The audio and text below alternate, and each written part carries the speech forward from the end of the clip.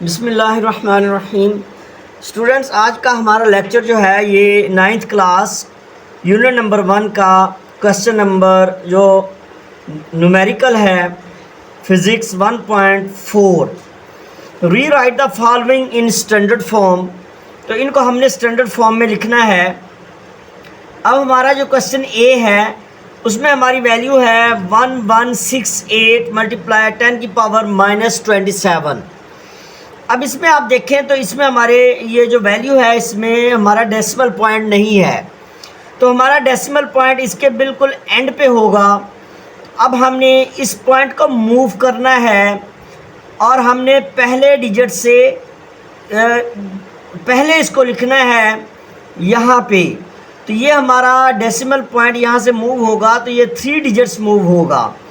तो यहाँ पे हमारा ये डेसिमल पॉइंट आ जाएगा 1.168। अब ये हमारा पॉइंट 3 डिजिट्स मूव हुआ है तो हम 10 की पावर 3 भी यहाँ पे लिखेंगे, ये पॉइंट के मूव होने की वजह से। और ये 10 की पावर -27 जो है ये हमारा वैसे ही आ जाएगा। तो अब हमारा जो है ये 1.168 मल्टीप्लाई 10 की पावर -27 और प्लस ये हमारा 3 है। तो माइनस के 27 में से जब हमारा +3 माइनस होगा तो ये हमारा -24 आ जाएगा।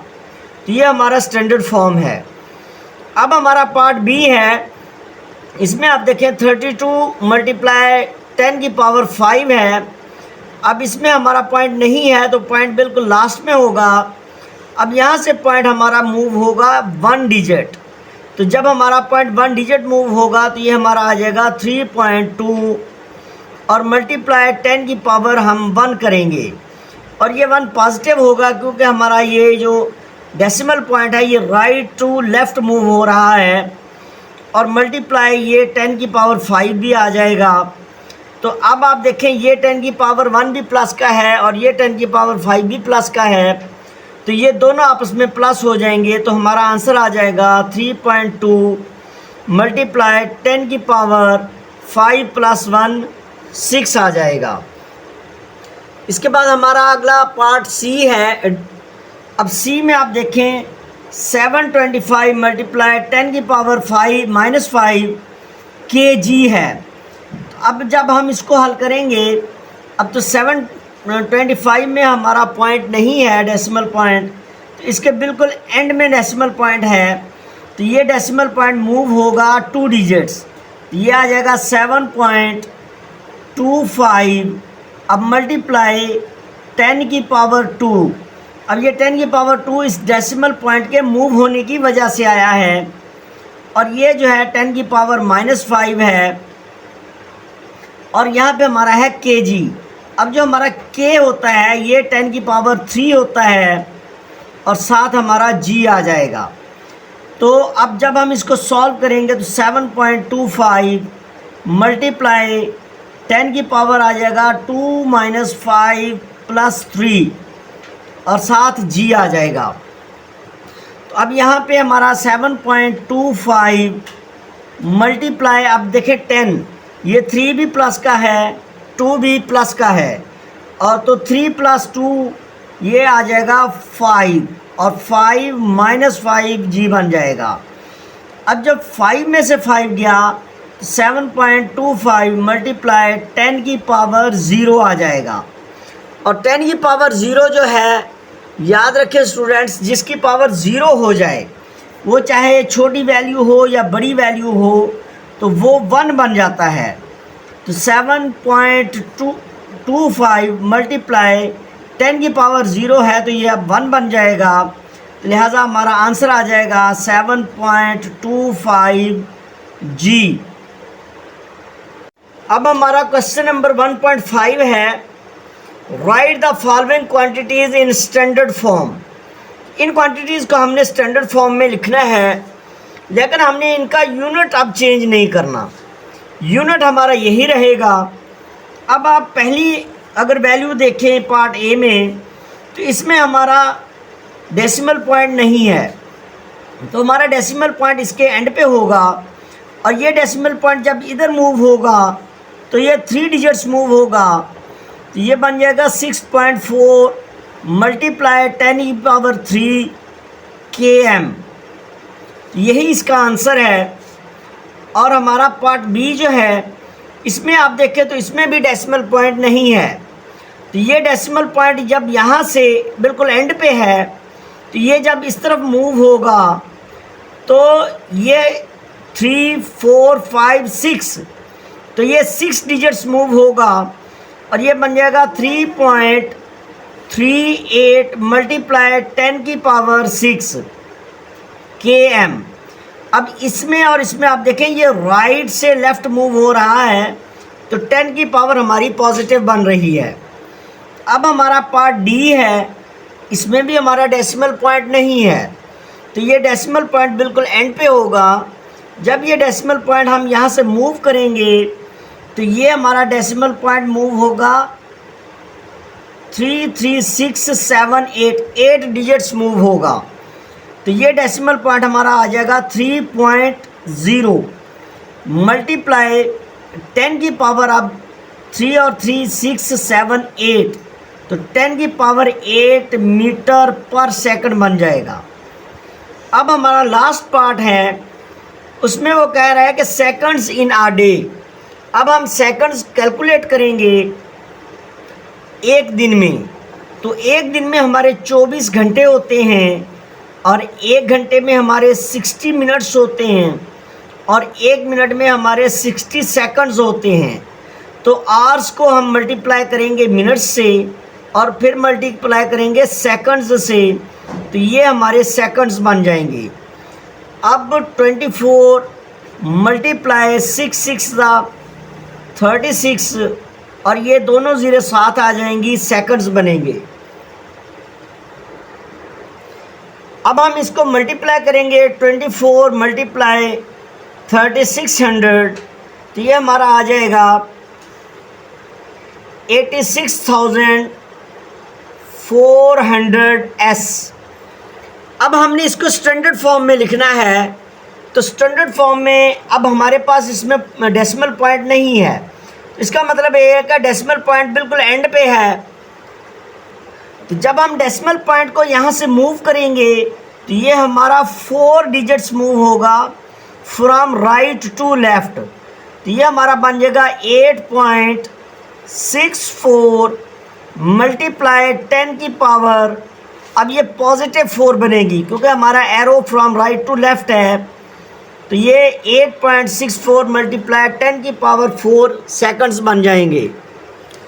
जी स्टूडेंट्स, अब हमारा क्वेश्चन नंबर है 1.6। 1.6 में ये है कि हमारे पास एक वर्नियर कैलिपर है, तो जब हम वर्नियर कैलिपर के जाज को क्लोज़ करते हैं तो याद रखें हमारे 2 स्केल होते हैं, एक वर्नियर स्केल होता है और एक हमारा मेन स्केल होता है। तो वर्नियर स्केल की जो फर्स्ट डिवीजन होती है वो मेन स्केल की फर्स्ट डिवीजन से कोइंसाइड होनी चाहिए, यानी बिल्कुल आमने सामने होनी चाहिए। अगर वो आमने सामने नहीं होती तो हमारे वर्नियर कैलिपर के अंदर एरर होता है। अब यहाँ पे वो इस क्वेश्चन में बयान कर रहा है कि ये जो वर्नियर कैलिपर है, 4th division of the vernier scale जो है ये coincides with one of the main scale. इसका मतलब ये है कि फर्स्ट डिवीजन आपस में आमने सामने नहीं है, बल्कि 4th डिवीजन जो है वो मेन स्केल की पहली डिवीजन के सामने है। तो लिहाजा इसके अंदर हमने 0 एरर फाइंड करना है और 0 करेक्शन फाइंड करना है। अब यहाँ पे हमारी 0 एरर जब हम मालूम करेंगे तो 0 एरर के लिए अब जो डिवीजन मेन स्केल से कोइंसाइड्स हो रही है वो है 4th डिवीजन। तो नंबर ऑफ डिवीजन इसको हम मल्टीप्लाई करेंगे least count of vernier caliper से। तो अब नंबर ऑफ डिवीजन जो है वो है 4th, तो यानी नंबर ऑफ डिवीजन हमारी आ जाएगी 4 मल्टीप्लाई जो इसका लीस्ट काउंट होता है वर्नियर कैलिपर का वो है 0.01 cm, सेंटीमीटर में ये हमारा लिस्ट काउंट है। तो जब हम इसको मल्टीप्लाई करेंगे तो ये हमारा आ जाएगा 0.04 cm। अब ये हमारा ज़ीरो एरर है। अब हमने इसके अंदर ज़ीरो करेक्शन भी मालूम करनी है। तो ज़ीरो करेक्शन जो है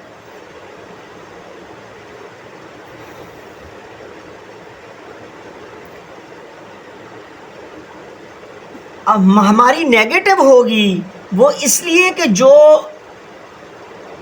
4th डिवीजन मेन स्केल से कोइंसाइड हो रही है वो राइट साइड पे है, लिहाजा हमारी ज़ीरो करेक्शन जो है वो यही हमारा जो ज़ीरो एरर है इसका नेगेटिव हो जाएगा।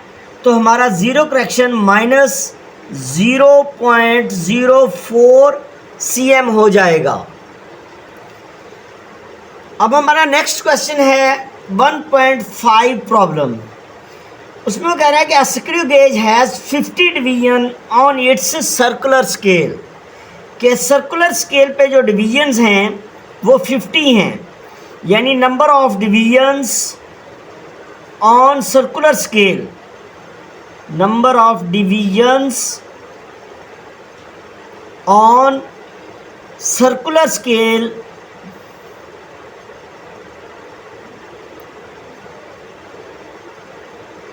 ये हमारे हैं 50।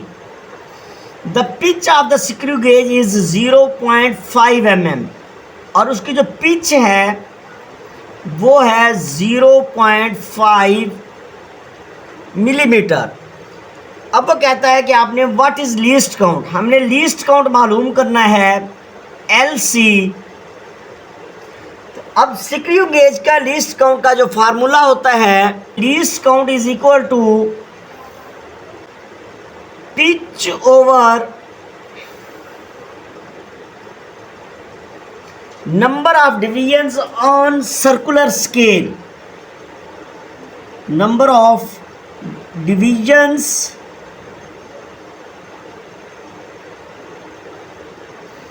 On circular scale, circular scale.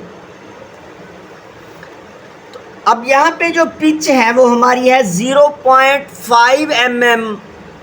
अब ऊपर हम लिखेंगे 0.5 mm और नीचे हमारी जो हैं डिवीजन्स वो 50 हैं, तो हम 50 लिख देंगे। अब जब हम 0.5 को 50 पे डिवाइड करेंगे तो ये हमारा आ जाएगा 0.01 mm। अब हमने इसको सेंटीमीटर में चेंज करना है, तो सेंटीमीटर में चेंज करने के लिए हम इसको 0.01 को हम 10 पे डिवाइड करेंगे तो ये हमारा सेंटीमीटर बन जाएगा। जब हम 10 पे डिवाइड करेंगे तो हमारा आंसर आ जाएगा 0.001 cm। तो ये हमारा इसका लीस्ट काउंट है। अब हमारा क्वेश्चन है 1.8। इस क्वेश्चन में वो पूछ रहा है कि which of the following have 3 significant figures, के हमें उसने 4 ये रकमें दी हैं और इसमें वैल्यूज़ में वो पूछ रहा है कि कौन सी ऐसी वैल्यू है जिसमें हमारे सिग्निफिकेंट फिगर्स जो हैं वो 3 हैं। तो सिग्निफिकेंट फिगर्स मालूम करने का असूल ये होता है कि हमने ज़ीरो को देखना होता है कि इसकी पोजीशन क्या है।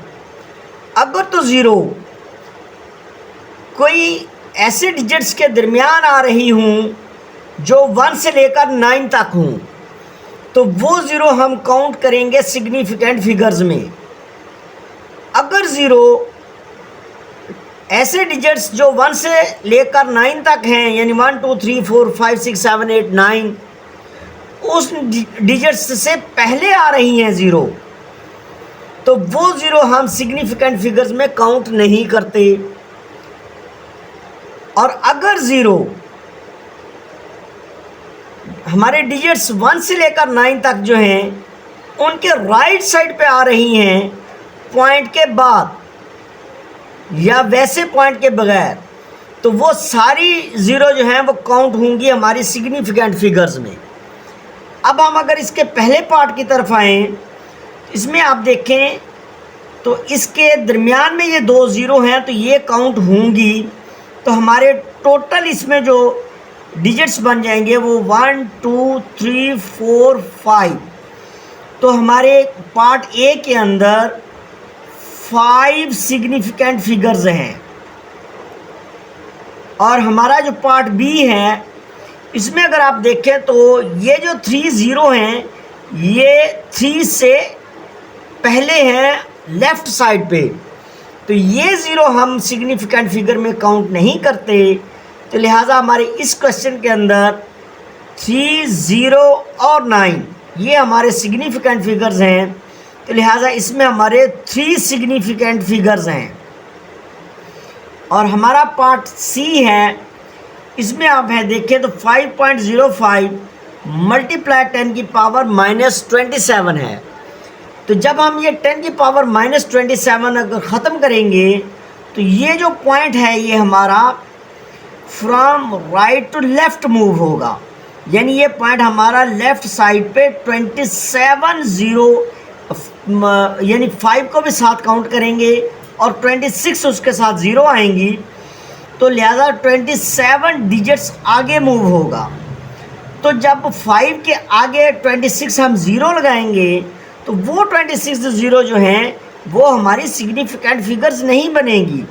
तो लिहाजा इसमें भी हमारे जो सिग्निफिकेंट फिगर्स हैं वो 3 ही हैं, 5 0 और 5। तो लिहाजा हमारे इसमें 3 सिग्निफिकेंट फिगर्स हैं। अब हमारा लास्ट पार्ट है, इसमें आप देखें तो ये 301.0 है। अब अगर डिजिट्स के राइट साइड पे ज़ीरो जितनी भी होंगी वो चाहे पॉइंट से पहले हों चाहे पॉइंट के बाद हों, वो सारी की सारी हमारी सिग्निफिकेंट्स होती हैं। तो लिहाजा इसके अंदर हमारे सिग्निफिकेंट फिगर्स जो हैं वो 4 हैं, 1 2 3 4। लिहाजा इसके अंदर हमारे 4 सिग्निफिकेंट फिगर्स हैं। तो उसने क्वेश्चन किया था कि 3 सिग्निफिकेंट फिगर्स, तो हमारे 3 सिग्निफिकेंट फिगर्स जो हैं वो बी और सी में हैं। अब हमारा क्वेश्चन नंबर 1.9 है, प्रॉब्लम नंबर। इसमें वो कह रहा है कि what are the significant figures in the following measurements, कि ये हमें 4 मेजरमेंट्स उसने दी हैं और इसमें उसने पूछा है कि इनमें नंबर ऑफ सिग्निफिकेंट फिगर्स कितने हैं, हाउ मच।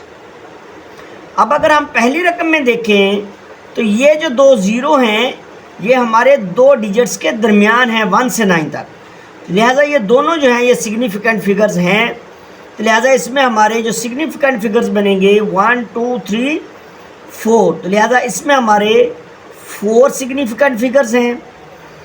और हमारी बी वैल्यू जो है, मेजरमेंट जो है, इसमें अगर आप देखें तो ये जो 3 ज़ीरो हैं ये हमारे लेफ़्ट साइड पे हैं और ये ज़ीरो हमारा राइट साइड पे है। तो याद रखें राइट साइड वाला ज़ीरो सिग्निफिकेंट फिगर काउंट होगा, लेकिन लेफ़्ट साइड वाले जो हैं ये काउंट नहीं होंगे।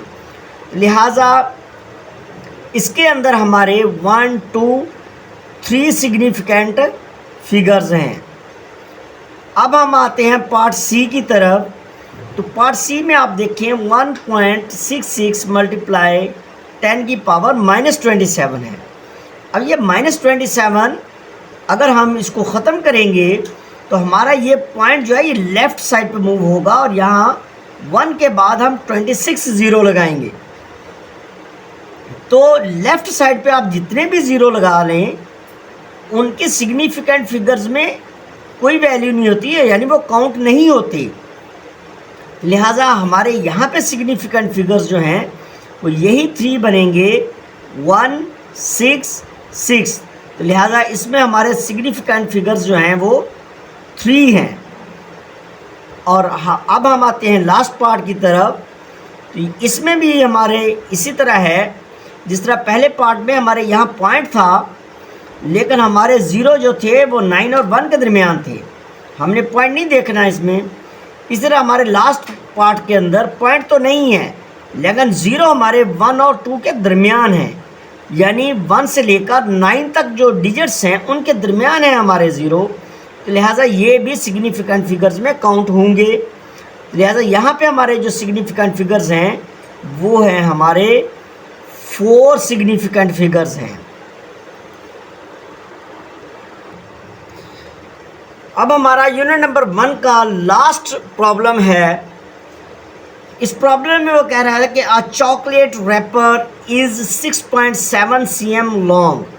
अब यहाँ पे जो चॉकलेट रैपर है, चॉकलेट का जो शॉपर है, जो लिफाफा है, उसकी जो लेंथ है वो हमारी लेंथ वो है 6.7 cm एंड 5.4 cm वाइड, यानी उसकी जो विड्थ है वो है 5.4 cm। अब वो कह रहा है कि कैलकुलेट इट्स एरिया। अब हमने इसका एरिया मालूम करना है।